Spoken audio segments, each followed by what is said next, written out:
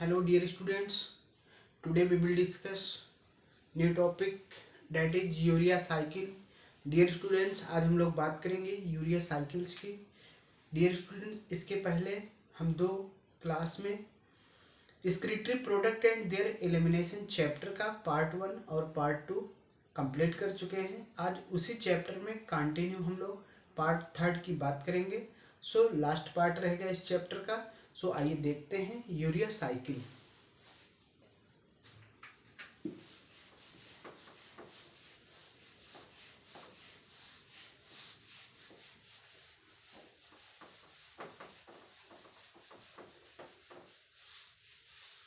Dear students, urea cycle की बात करते हैं। यहाँ पे फर्स्ट ऑल यूरिया साइकिल से जो होती है डियर स्टूडेंट्स, इसको हम लोग क्रेब साइकिल्स, हैंसलेट साइकिल्स और ऑर्निथिन साइकिल के नाम से भी जानते हैं। यूरिया साइकिल्स को हम लोग क्रेब साइकिल्स, हैंसलेट साइकिल या ऑर्निथिन साइकिल के नाम से जानते हैं। यूरिया साइकिल कहाँ पे होती है हमारी बॉडी में? यह लीवर में होती है। तो आप कह सकते हैं urea cycle take place in liver cell. ठीक है, इसमें क्या होता है dear students? It remove two waste product that is CO2 and ammonia. यह हमारे बॉडी से टू वेस्ट प्रोडक्ट को बॉडी से बाहर करती है, जो कि CO2 एंड अमोनिया होते हैं। ठीक है, यहाँ पे हम जब यूरिया की बात करते हैं डियर स्टूडेंट्स, जो यूरिया होती है वो लेस टॉक्सिक होती है एंड लेस सॉल्युबल होती है। यूरिया जो होती है लेस टॉक्सिक होती है एंड लेस सॉल्युबल होती है देन अमोनिया। ठीक है, जिसे आप कह सकते हैं कि अ स्टार्विंग पर्सन या person with rich diet, rich protein in diet. यदि कोई ऐसा पर्सन है जो अपने डाइट में प्रोटीन सबसे ज्यादा ले रहा है, प्रोटीन की मात्रा सबसे ज्यादा ले रहा है, तो इसका मतलब वह ज्यादा से ज्यादा यूरिया को एक्सक्रीट आउट करेगा। वह ज्यादा से ज्यादा यूरिया को अपनी बॉडी से एक्सक्रीट आउट करेगा। ठीक है, तो आप कह सकते हैं अ स्टार्विंग पर्सन और person with rich diet, rich protein diet excrete more urea. ठीक है, यहाँ पे आगे हम बात करते हैं प्रियर टू ऑर्निथिन साइकिल से या oxidative deamination of amino acids occur in the liver cell. So dear students, आइए हम यहाँ पे फिर से बात करते हैं यूरिया साइकिल। ठीक है, यूरिया साइकिल्स को हम लोग क्रेब्स या हैंसलेट साइकिल या ऑर्निथिन साइकिल के नाम से जानते हैं। ऑर्निथिन साइकिल के नाम से इसे जानते हैं। ठीक है, इसको क्रेब साइकिल कहते हैं, हैंसलेट साइकिल कहते हैं या ऑर्निथिन साइकिल के नाम से इसे हम लोग जानते हैं। ठीक है डियर स्टूडेंट्स, इसमें हमने अभी बात किया कि जो यूरिया साइकिल होती है या हमारे बॉडी में लीवर के अंदर होती है, अकर इन लीवर। तो आप कह सकते हैं अकर इन लीवर, या कहाँ पे होती है? लीवर में होती है। ठीक है, यह क्या करती है? It remove two waste product CO2 and ammonia. तो आप कह सकते हैं it remove two waste product that is CO2 and ammonia. या टू वेस्ट प्रोडक्ट को बॉडी से बाहर करती है, जो कि CO2 और अमोनिया होते हैं। ठीक है, देन हम आगे बात करते हैं डियर स्टूडेंट्स, जो यूरिया होती है that is less toxic and less soluble. तो आप कह सकते हैं urea is less toxic and less soluble than ammonia. ठीक है ना, urea is less toxic and less soluble than ammonia. Urea is less toxic and less soluble than ammonia. ठीक है, सो डियर स्टूडेंट्स, हम आगे बात करते हैं अ स्टार्विंग पर्सन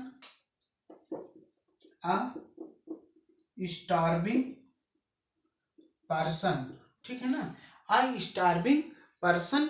ठीक है, और person with rich protein diet, और person with rich protein diet और person with rich protein diet.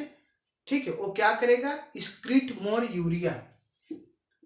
Excretes more urea, वह मोर यूरिया को एक्सक्रीट आउट करेगा। ठीक है, देन हम आगे बात करते हैं डियर स्टूडेंट्स, यहाँ पे कंटिन्यू यहाँ पे आगे बात करते हैं। Urea is obtained from, urea कहाँ से प्राप्त करते हैं?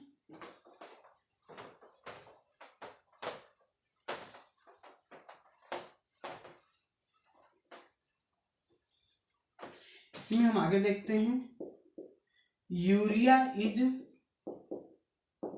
Obtained from,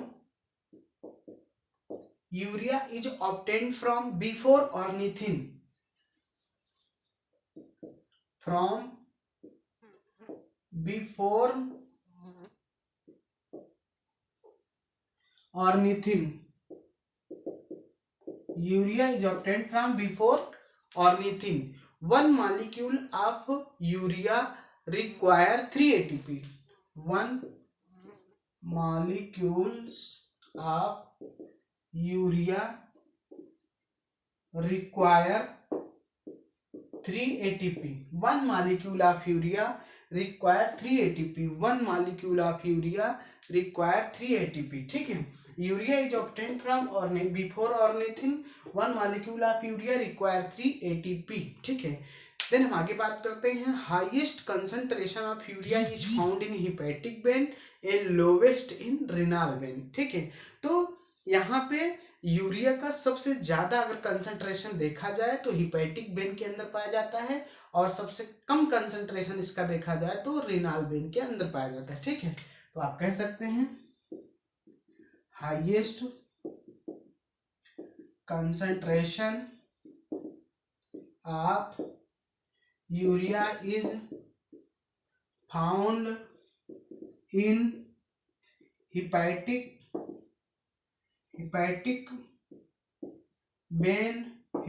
vein and lowest in renal vein। ठीक है ना, तो highest concentration of urea is found in hepatic vein and lowest concentration of urea is found in renal vein. ठीक, देन हम आगे बात करते हैं,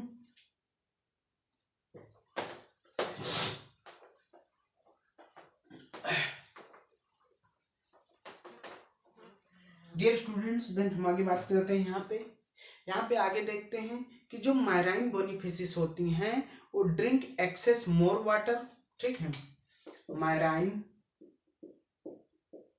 बोनी फिश जो होती हैं वो ड्रिंक क्या करती हैं, ड्रिंक करती हैं excess of water, drink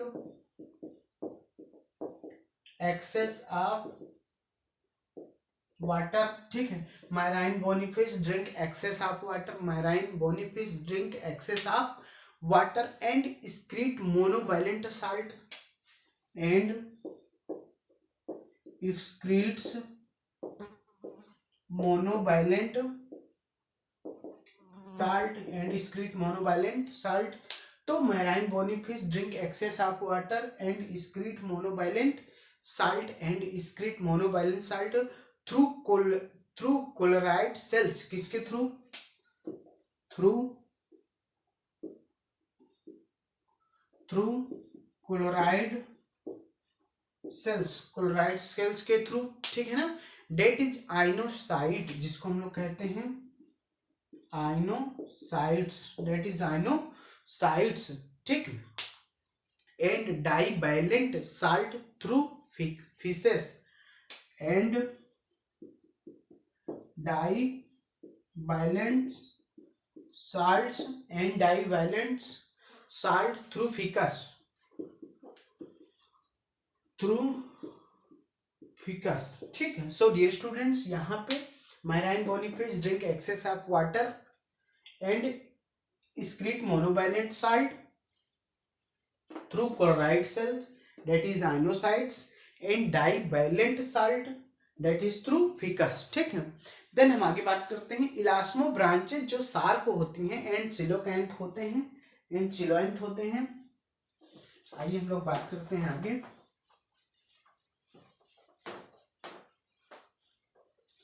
dear students, यहाँ पे हम आगे बात करते हैं कि जो इलास्मो ब्रांचेज शार्क होती हैं and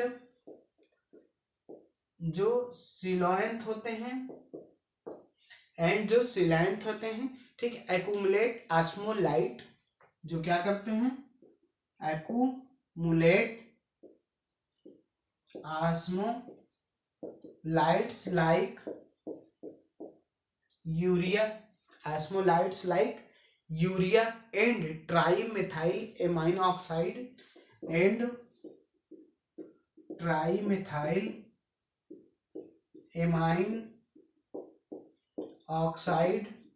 that is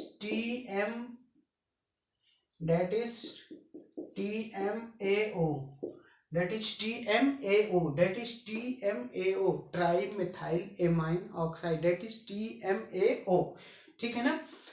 to retain body water, जो क्या करते हैं, टू रिटेन बॉडी वाटर, जिसको हम लोग कहते हैं that is osmolarity,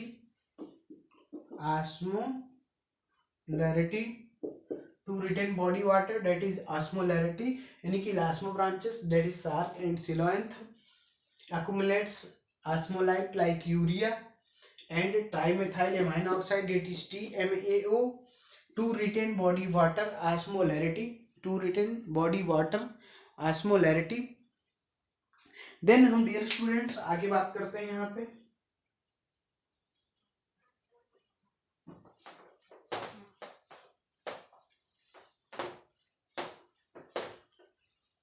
dear students आइए हम लोग बात करते हैं यूरिया साइकिल के मैकेनिज्म को समझते हैं। यहाँ पे देखते हैं कि जो CO2 होता है प्लस NH4 होता है, CO2 प्लस NH4 जो कि क्या करता है, ब्रेक डाउन हो जाता है किसमें, कार्बामाइल फॉस्फेट के अंदर, कार्बामाइल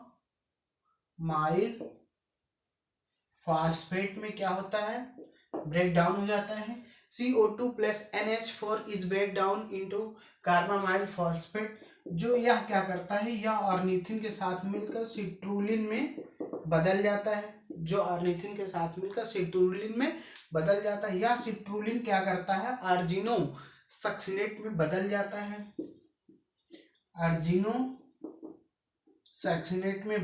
है, यहाँ से एस्पेरेट निकल जाता है, एस्पेरिएट बॉडी से बाहर निकल जाता है, ठीक है। अर्जिनो सक्सिनेट जो होता है,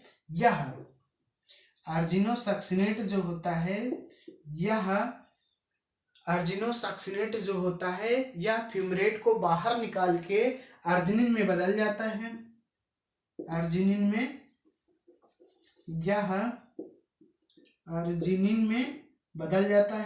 और यह क्या करता है, अर्जिनिन में बदल जाता है। यहाँ से जो आगे होता है फ्यूमरेट, यहाँ से बाहर हो जाता है, फ्यूमरेट यहाँ से निकल जाता है, ठीक है। अर्जिनो सक्सिनेट अर्जिनिन में बदल जाता है, यहाँ से फ्यूमरेट बॉडी से बाहर निकल जाता है। यह अर्जिनिन जो होता है अर्जिनेज एंजाइम की प्रेजेंस में, किसकी प्रेजेंस में, यह जो होता है अर्जिनेज एंजाइम की प्रेजेंस में ऑर्निथिन में बदल जाता है, किसके प्रेजेंस में, अर्जिनेज एंजाइम की प्रेजेंस में, अर्जिनेज एंजाइम की प्रेजेंस में अर्जिनिन, यानी कि अर्जिनेज एंजाइम की प्रेजेंस में ऑर्निथिन में बदल जाता है, और यहाँ से यूरिया बॉडी से बाहर निकल जाती है, ठीक है, so it is clear, okay that. Now फिर से देखते हैं, CO2 plus NH4 is break down into carbamyl phosphate, यह ऑर्निथिन के साथ मिलकर सिट्रुलिन में बदल जाते हैं। यह सिट्रुलिन अर्जिनो सक्सिनेट में ब्रेक डाउन कर जाता है। इस प्रोसेस में एस्पेरेट बॉडी से बाहर निकल जाता है। यह अर्जिनो सक्सिनेट अर्जिनिन में टूट जाता है, यहाँ पे फ्यूमरेट बॉडी से बाहर हो जाता है। अर्जिनिन जो होता है पुनः अर्जिनेज एंजाइम की प्रेजेंस में ऑर्निथिन में ब्रेक डाउन हो जाता है और यहाँ से यूरिया बॉडी से बाहर हो जाती है और ऑर्निथिन पुनः साइकिल में यूज कर ली जाती है। ठीक है, देन हम आगे बात करते हैं।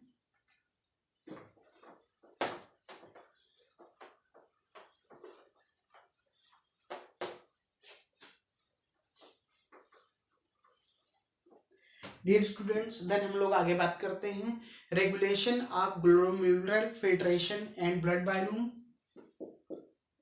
Regulation of glomerular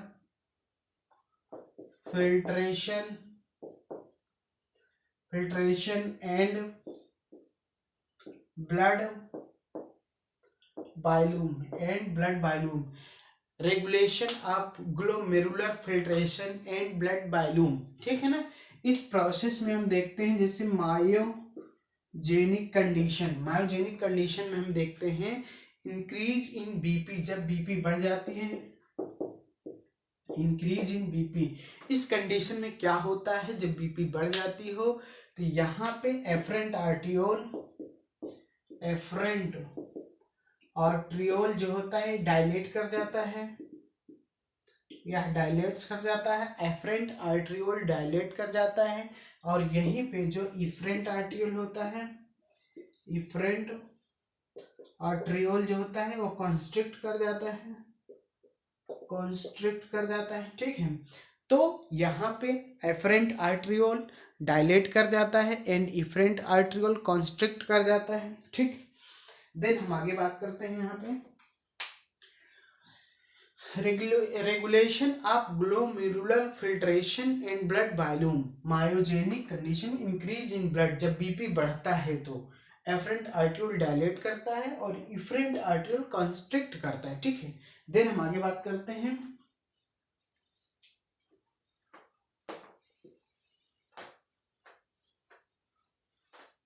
dear students, then हम आगे बात करते हैं juxta glomerular cells secrete renin, ठीक है।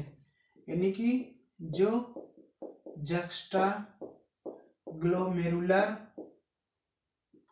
सेल्स जो क्या सिक्रीट करते हैं, सिक्रीट्स रेनिन, जो सिक्रेट क्या करते हैं, रेनिन को सिक्रेट करते हैं एंड इरेथ्रोपोएटिन, और क्या सिक्रेट करते हैं, एंड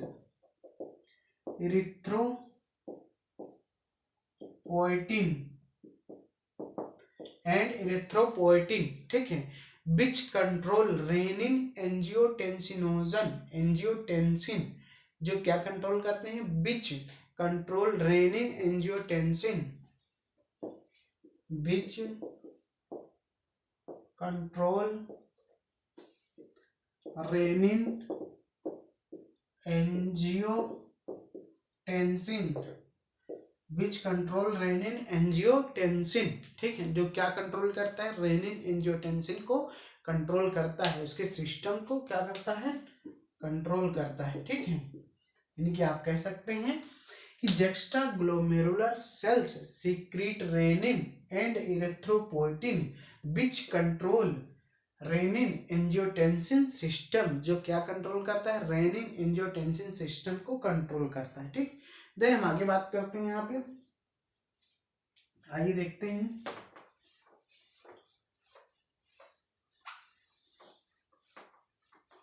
डियर स्टूडेंट्स, यहाँ पे देखते हैं इस कंडीशन में क्या होता है। इस कंडीशन में जब बीपी यानी ब्लड प्रेशर डाउन होता है, ब्लड वॉल्यूम डाउन होता है, तो क्या होता है, यानी कि जब बीपी डाउन होता है, ब्लड का वॉल्यूम जो होता है वह डाउन होता है। तो इस कंडीशन में क्या होता है, रेनिन जो होता है, इस कंडीशन में क्या होता है, जो रेनिन होता है यह एंजियोटेंसिनोजन को बदल देता है, किसमें बदल देता है, एंजियोटेंसिनोजन फर्स्ट में, ठीक है।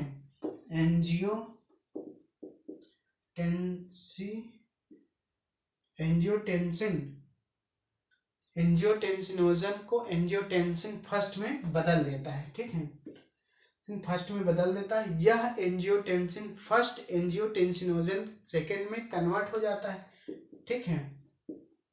एंजियोटेंसिन एंजियोटेंसिनोजन में सेकंड में कन्वर्ट हो जाता है और यहाँ से क्या करता है, एल्डोस्टेरॉन में बदल जाता है। ठीक है, एल्डोस्टेरॉन में बदल जाता है। ठीक है, इस प्रोसेस में एंजियोटेंसिनोजन क्या करता है, बीपी यानी कि आप कह सकते हैं कि एल्डोस्टेरॉन की क्या करता है, यह बीपी को बढ़ा देता है। ठीक है, जब एंजियोटेंसिनोजन सेकंड बीपी को बढ़ा देगा, ठीक है, अगर यहाँ पे बीपी बढ़ जाती है, ठीक है, इंक्रीज बीपी, यदि इंक्रीज बीपी बढ़ जाती है तो यहाँ पे टू प्रोसेस होगी। एक साल्ट वाटर रिटेंशन, अगर बीपी बढ़ जाती है तो साल्ट वाटर रिटेंशन की प्रोसेस होगी, साल्ट वाटर रिटेंशन की प्रोसेस होगी, और दूसरा वासो कॉन्स्ट्रिक्शन होगा। ठीक है ना, वासो कॉन्स्ट्रिक्शन की प्रोसेस होगी। ठीक है, सो डियर स्टूडेंट्स, हम लोग आगे बात करते हैं।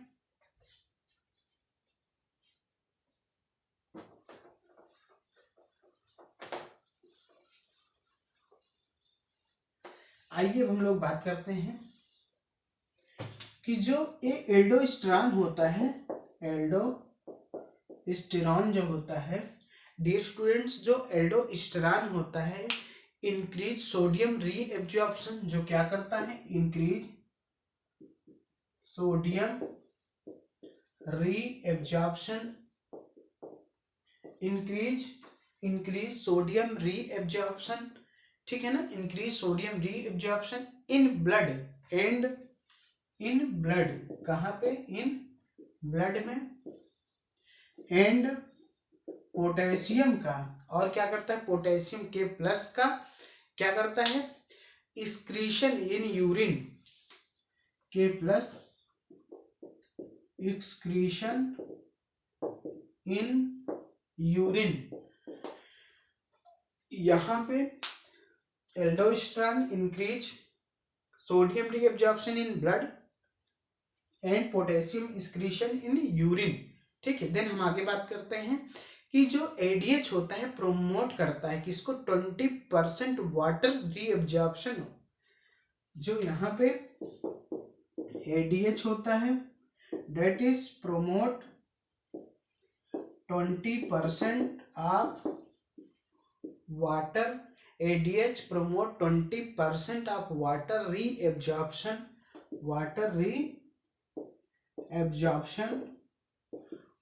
ADH promote 20% water reabsorption. ठीक है, क्या करता है, वाटर को रीएब्जॉर्प्शन करवाता है in blood.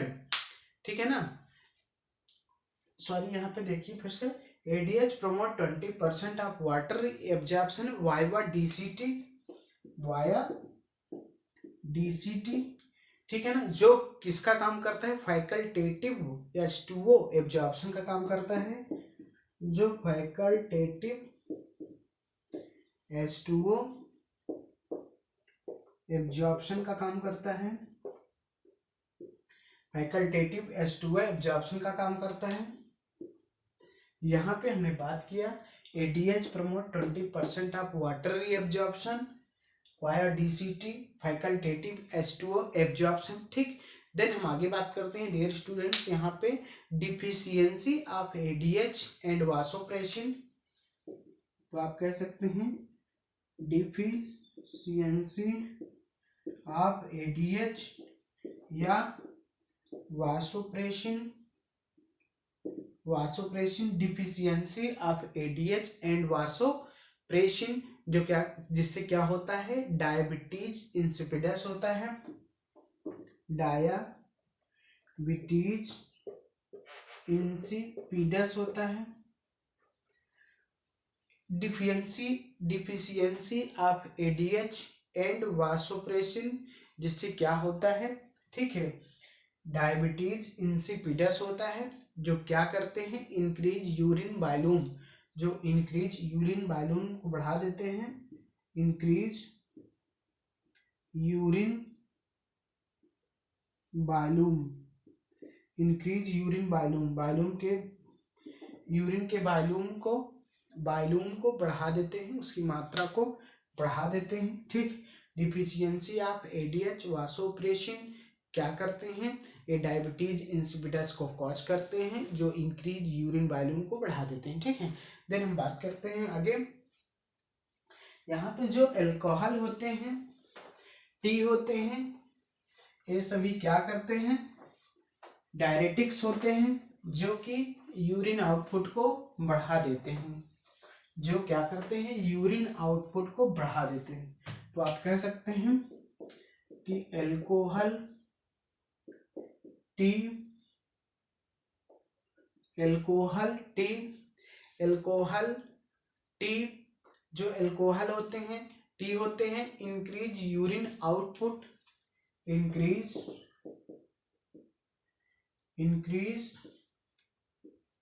Urine output, alcohol T increase urine output, जो क्या करते हैं, यूरिन आउटपुट को बढ़ा देते हैं। ठीक है, जिनको हम लोग कहते हैं डायरेटिक्स, डायरेटिक्स की प्रॉब्लम हो जाती है, टिक्स की प्रॉब्लम हो जाती है। ठीक है, तो जो लोग ज्यादा चाय पीते हैं, ज्यादा अल्कोहल पीते हैं, उनको बार बार यूरिन जाना पड़ता है। ठीक है, देन हम बात करते हैं यहाँ पे आर्टेरियल नाइट्री यूरेटिक फैक्टर। आइए बात करते हैं arterial natriuretic factor, arterial natriuretic arterial natriuretic factor, that is ANF। Dear students, यहाँ पे arterial natriuretic factor that is ANF secreted, जो कहाँ से सिक्रेट होते हैं, secreted from arteria of heart. ठीक है, तो आप कह सकते हैं secreted from arteria of heart, जो कहाँ से सिक्रीट होता है, secrete from arteria of heart and act as check on RAS, and act as check on रास। ठीक है ना, रेनिन एंजियोटेंसिन नोजन सिस्टम। ठीक है, रास सो डिक्रीज ब्लड वॉल्यूम, जो क्या करता है, सो डिक्रीज ब्लड वॉल्यूम, सो डिक्रीज ब्लड वॉल्यूम, जो क्या करता है, ब्लड वॉल्यूम को डिक्रीज कर देता है, and blood pressure, and blood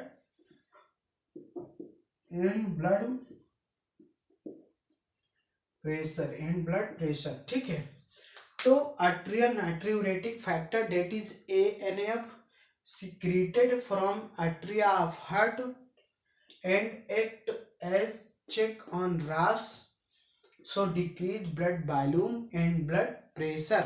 ठीक है, देन हम आगे बात करते हैं यहाँ पे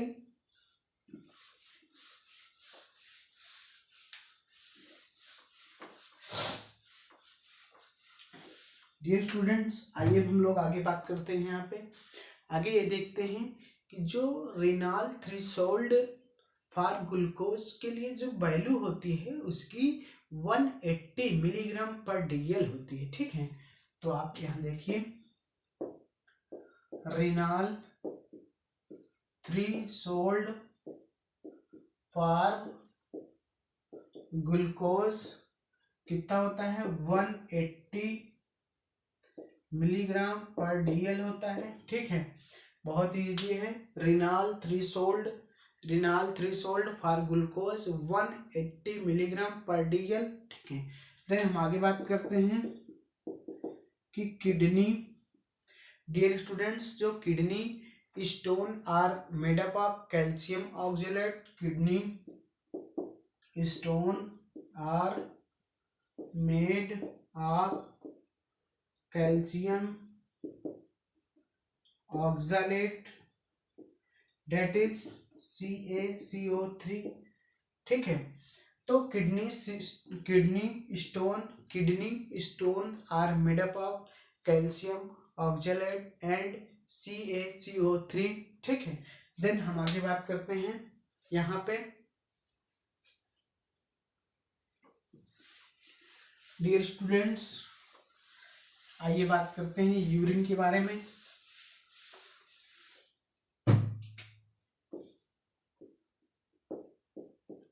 यूरिन के बारे में बात करते हैं। यूरिन जो होता है that is yellow in colour due to urochrome pigment.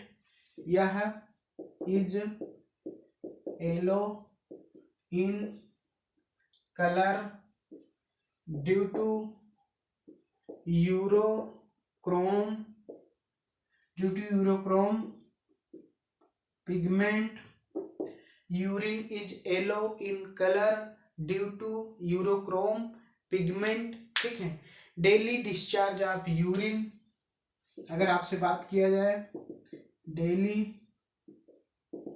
Discharge of urine, daily discharge of urine, कितना डेली डिस्चार्ज होता है यूरिन, ठीक है।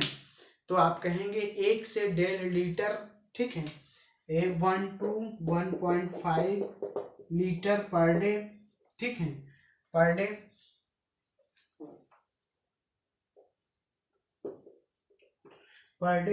तो डेली डिस्चार्ज ऑफ यूरिन 1 से 1.5 लीटर यूरिन डेली डिस्चार्ज होता है, ठीक है। यहाँ पे हम बात करते हैं इसके पीएच की। इसका पीएच जो होता है 6 होता है। यूरिन का जो पीएच मान होता है वह 6 होता है। अमाउंट ऑफ यूरिया जो होता है 25 से 30 gram urea per day body से बाहर होता है, ठीक है। तो आप कह सकते हैं 25 से 30 ग्राम पर डे यूरिया बॉडी से बाहर होती है, ठीक है। तो 25 से 30 ग्राम पर डे यूरिया बॉडी से बाहर होती है। देन हम आगे बात करते हैं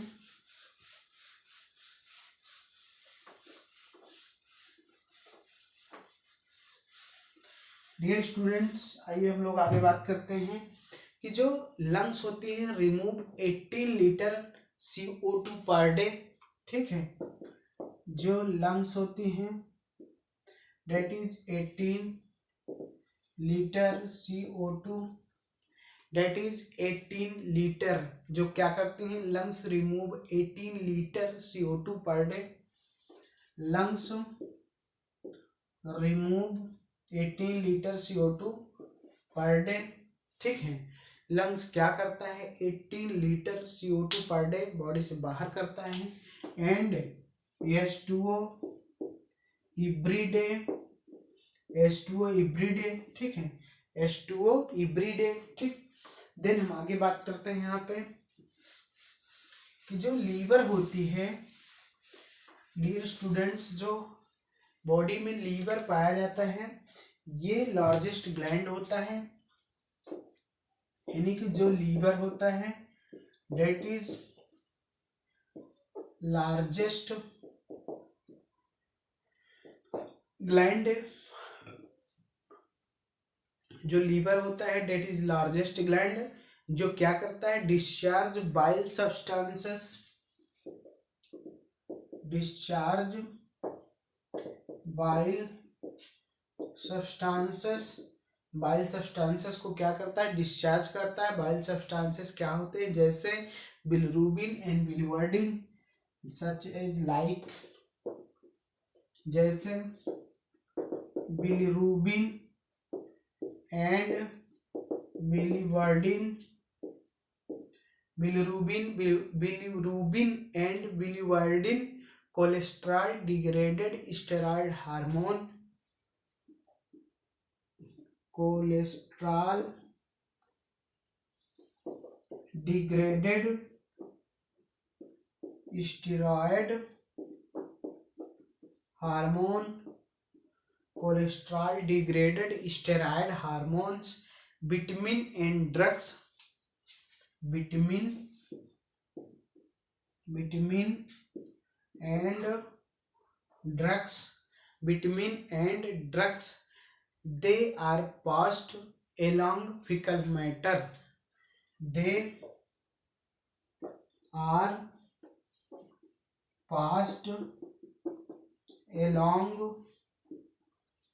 fecal matter, they are passed along fecal matter, ये भी fecal matter के जैसे हमारे बॉडी से बाहर होते हैं, ठीक है। देन हम बात करते हैं, so dear students, liver, that is the largest gland of body, discharge bile substances like bilirubin and biliverdin, cholesterol, degraded steroid hormones, vitamin and drugs. They are passed along fecal matter, they are passed along fecal matter. Then हम आगे बात करते हैं यहाँ पे,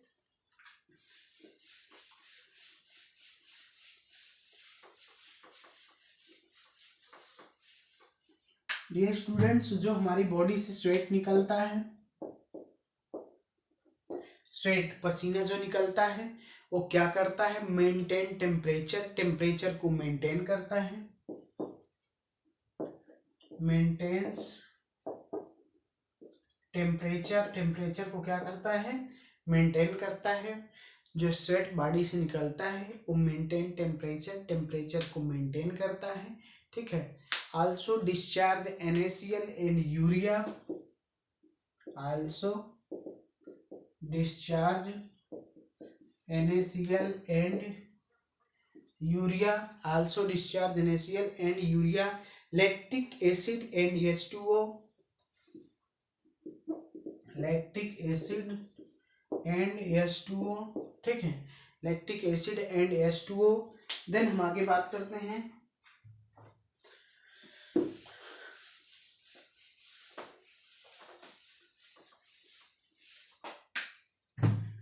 dear students, आइए हम लोग आगे बात करते हैं। यहाँ पे sebaceous, that is oil gland eliminate, जो क्या करता है, sebaceous that is oil gland, sebaceous या ऑयल ग्लैंड, जो कि इलिमिनेट करते हैं स्टेरॉल को, इलिमिनेट्स स्टेरॉल्स को एलिमिनेट करते हैं, hydrocarbon and wax through sebum, hydrocarbon and wax through sebum and wax through sebum. Sebaceous oil gland that is eliminate sterols hydrocarbon and wax through sebum। Then हम बात करते हैं saliva discharge heavy metal and drugs, saliva discharge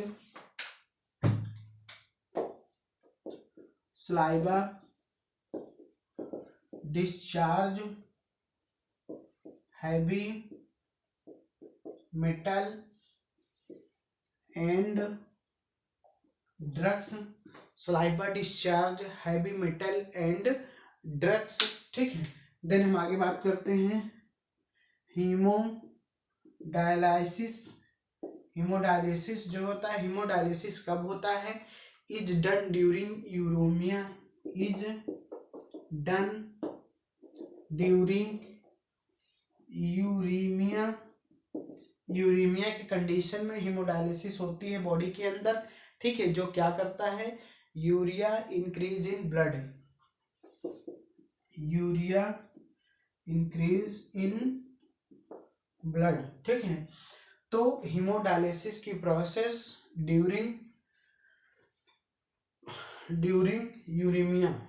uraemia की condition में होगी। Uraemia क्या होता है, increase urea in blood. So dear students, आज के इस चैप्टर में हमने पार्ट 3 कंप्लीट किया और इसी के साथ साथ इस चैप्टर को भी कंप्लीट किया। Excretory product and their elimination chapter हमारा यहाँ पे फिनिश होता है। सो आप लोग इसके पहले पार्ट 1 और पार्ट 2 देख सकते हैं। ये पार्ट 3 है, चैप्टर यहीं पे कंप्लीट होता है। आगे नेक्स्ट क्लास में हम नए चैप्टर की शुरुआत करेंगे। So thank you.